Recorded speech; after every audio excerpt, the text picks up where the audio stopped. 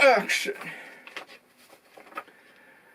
Greetings, NASCAR enjoyers, and welcome to our first Dash for Cash race of the year. Right before the race begins, we have a story of Justin Allgaier having a baby. Congratulations to him, and I hope he still does well, even after the troubles that he had. I'm hoping he grows up to be one of the best racing drivers in NASCAR. I wish him luck. Our race begins with Taylor Gray leading, and Connor Zilisch fell behind because he didn't have a good launch. Justin Allgaier and Connor start battling for second. Wait! We see a bushwhacker jumping up to 10th. Oh, come on! Carson Quapple was forced to go down to pit road to take the penalty. Justin is now in second and starts battling Taylor Gray for the lead. Justin clears Taylor Gray for the lead, and Taylor Gray won't come down without a fight. You see, this is what makes Homestead-Miami exciting. Suddenly, Sam Mayer is in third with Kyle Larson on his tail. Even with the threat of a bushwhacker, Justin hangs on to his lead. Christian Eckes causes a caution and blows an engine. Oh crap. A few drivers decide to pit in under caution and the rest stay out. Brandon Jones also jumps up to 15th. The caution ends with Justin still leading and holding off Kyle Larson. Sam Mayer gets past the bushwhacker, and we have an epic battle between the three. Larson is now the leader of the race. Thankfully, a caution comes to the rescue, and it's Chris Wright that caused it. The caution ends with Kyle Larson leading. The good news is that Justin is battling him for the lead.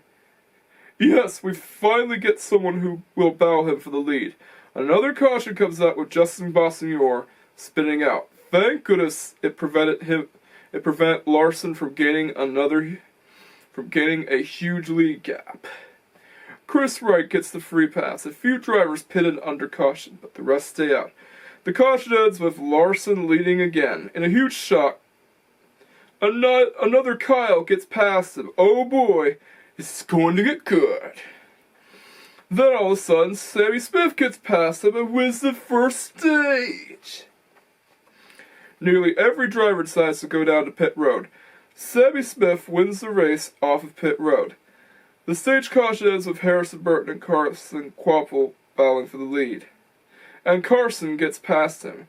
Jesse is the second driver to battle Larson, and he's now in the lead. So far so good. No further cautions as of now. Sam Mayer is now in second. Hold up. Sam Mayer's now leading. With Kyle Larson passes Jesse Love for second. Justin starts jumping ahead. Another battle for third ensues with the two RCR drivers trying to jump ahead. Kyle Larson tries very hard to take first with Sam Mayer, but Sam is just that fast. Sam has to deal with lap traffic while holding off Larson. No, not lap traffic. Lap traffic, like laps racing cars. Corey Heim is also out of the race, just like the Truck Series race itself. Yeah, it's sad considering that Sam Hunt Racing had potential for him. Larson passes Mayer after lap traffic was an issue, and he now has to battle him for the lead. Just be careful, he'll create a huge lead gap.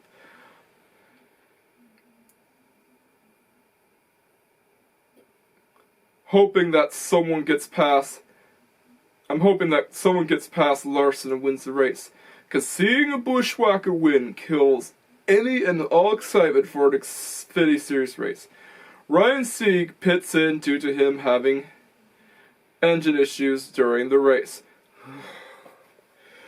Kyle Larson wins the second stage. Please don't let him win. The second race off pit road begins, and Larson wins the race off of pit road. Ugh. Please pass him, Sam. Jesse is in third, and I hope he too passes the Bushwhacker.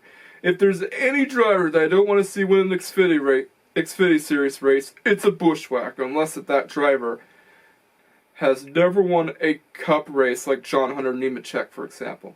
With 90 to go, Kyle Larson is still leading.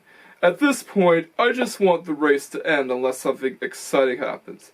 I'm really starting to get Kevin Harvick or Carl Edwards flashbacks here, as they have dominated the Busch Series in the mid-2000s. Kyle Larson still leads. Justin Allgaier blows a tire, but no caution. Kyle Larson's car starts smoking, but it barely affects his lead gap. Some drivers decide to pit in, and Connor Zilisch gets a penalty thrown at him. Kyle Larson's lead gap starts falling back, and we hope that Sam gets past him, and then he gets his gigantic lead back. Wait, what? Sammy Smith also started having issues and decided to enter pit road. A caution comes with just 8 to go, and just like that, Kyle Larson's lead gap evaporates. But I'm glad for it, because this race was starting to look like an absolute slog. It was starting to look like an absolute bore. Like, it reminded me too much of any race that Kevin Harvick or Carl Edwards won in 2006 and 2007. It was so boring. That's why the 2006 Busch Series sucked, because it was nothing but Bushwhackers winning, except for 2 races, where David Gilliland won and Paul Menard won in an upset. Taylor Gray spins out, and he's who causes the caution. Kyle Larson is one of the few drivers to pit in, and he, yet again, wins the race off of pit road. What a big surprise, am I right? More drivers also decide to pit in. The race gets into overtime, and the race restarts with Austin restarts, and Austin starts leading, and he even starts battling Justin for the lead. Justin starts leading, and in the biggest upset, David finally slays Goliath, and Justin Allgaier beats a Bushwhacker. Had it not been for that insane finish, it would have gotten a 6 out of 10, but it gets a 9 out of 10 for the finish. And it's like seeing Paul Menard beat Kevin Harvick. And that's why that rare race for the Xfinity regular Busch Series regular won, because it was great seeing an Xfinity regular finally slay a Bushwhacker. The race got boring until that happened. But anyways, this is the Bandito signing off. And here's last week's race review if you want to see it. Yeah, I could have had more to talk about, but sadly there wasn't much. It was just seeing Kyle Larson try to dominate, and, well, it got boring until the overtime caution happened. Yeah, and Kyle Larson got robbed of another victory again, but I'm glad for it because Justin Allgaier won back-to-back. And that's what this is all about, David and Goliath. You see, David might be more powerful than... Goliath might be more powerful than David, but David still wins, because at the end of the day, it's the underdog that counts. Don't forget to like, comment, subscribe, and hit that notification bell just in case you haven't already done so. All I have to say now is catch you guys next time, and peace out.